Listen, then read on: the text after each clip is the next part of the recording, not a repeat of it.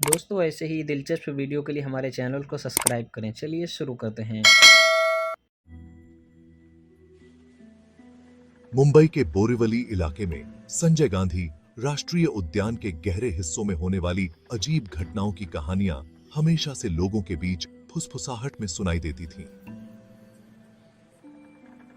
भूतिया आत्माओं और डरावने साये की कहानियां सुनकर लोग वहां रात को जाने से कतराते थे।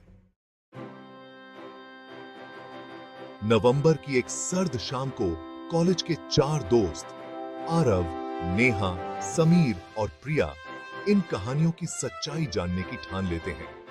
साहसिक भावना और यह सोचकर कि भूत प्रेत की बातें बचपन की कहानियां हैं, वे अपनी टॉर्च और कुछ खाने पीने की चीजें लेकर जंगल में घुस गए। जहां वे अपनी टे है। जैसे ही सूरज डूबा, शहर का शोर पीछे छूट गया और एक अजीब सी खामोशी ने जंगल को घेर लिया। ऊंचे ऊंचे पेड़ उन पर झुके हुए थे और उनकी टॉर्च की रोशनी भी घने अंधेरे को नहीं चीर पा रही थी। रात में आमतौर पर सुनाई देने वाली जानवरों की आवाजें भी जैसे कहीं खो गई थीं, मानो पूरा जंगल सांस रोके खड़ा हो। क्या हमें सच में यह करना चाहिए? प्रिया ने डर से आरव का हाथ कसकर पकड़ते हुए पूछा। यह बस बेकार की अफवाहें हैं, आरव ने कहा, लेकिन उसकी आवाज में हल्की सी कंपी थी। हम जल्दी ही वापस लौट आएंगे। दोस्त आगे बढ़ते रहे, डर को छिपाने के लिए मजाक करने लगे। लेकिन जैसे जैसे वे जंगल में और गहरे जाते गए, अंधेरा और ज्यादा भयानक होता गया। साए उनकी नजर के कोनों में रेंगते दिखते, लेकिन जैसे ही वे पलट कर देखते, वहां कुछ नहीं होता। समीर, जो सबसे बड़ा नास्तिक था, भूतों का मजाक उड़ाते हुए बोला, ओ बोरीवली के महान भूतों, अगर तुम सच में हो तो सामने आओ। तभी एक ठंडी हवा का झोंका आया और उनकी सभी टॉर्च बुझ गईं, बस एक को छोड़कर। अब चारों दोस्त डर से एक दूसरे से चिपक गए थे। यह मजाक नहीं है समीर, नेहा ने धीरे से कहा। इससे पहले कि कोई कुछ बोल पाता, उन्हें एक धीमी खौफनाक फुसफुसाहट सुनाई दी जो चारों तरफ से आ रही थी।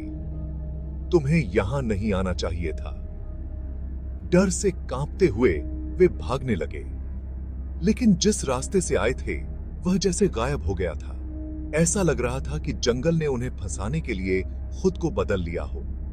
फुसफुसाहट तेज होती गई, एक भयावह गूंज में बदल गई।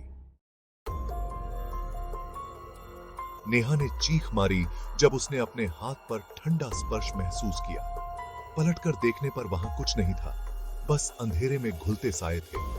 आरव हिम्मत बटोरते हुए एक पुराना जर्जर मंदिर देखता है, जो बेलों से ढका हुआ था और जिसकी दीवारों पर अजीबोगरीब चिन्ह बने हुए थे। चलो वहां चलकर छिपते हैं, उसने चिल्लाकर कहा। वे दौड़ते हुए मंदिर के अंदर घुस गए और भारी दरवाजे को बंद कर दिया। फुसफुसाहट एकदम से थम गई और एक घुटन भरी खामोशी छा गई। राहत की सांस लेने से पहले उन्होंने दीवारों पर कुछ लिखा देखा। सावधान रहो, यहां साया संरक्षक रहता है।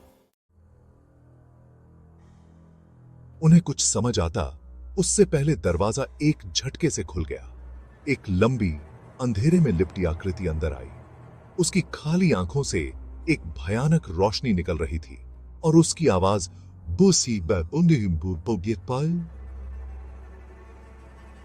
सूखे पत्तों की सरसराहट जैसी थी। तुमने मेरे इलाके को परेशान किया है, अब तुम्हारी आत्माएं मेरी हैं। चारों दोस्त चिल्लाए और तभी उनके आसपास के साए जीवित हो उठे।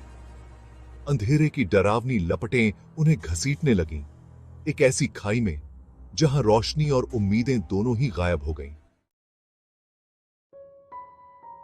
अगली सुबह पार्क के रेंजरों को उन 4 दोस्तों का कोई पता नहीं चला। बस उनकी कुछ चीजें पुराने मंदिर के पास बिखरी हुई मिली। लेकिन स्थानीय लोग जानते थे कि क्या हुआ था और एक बार फिर बोरीवली के जंगल में भटकती आत्माओं और साया संरक्षक के श्राप की कहानियां फुसफुसाहट में कहने लगे।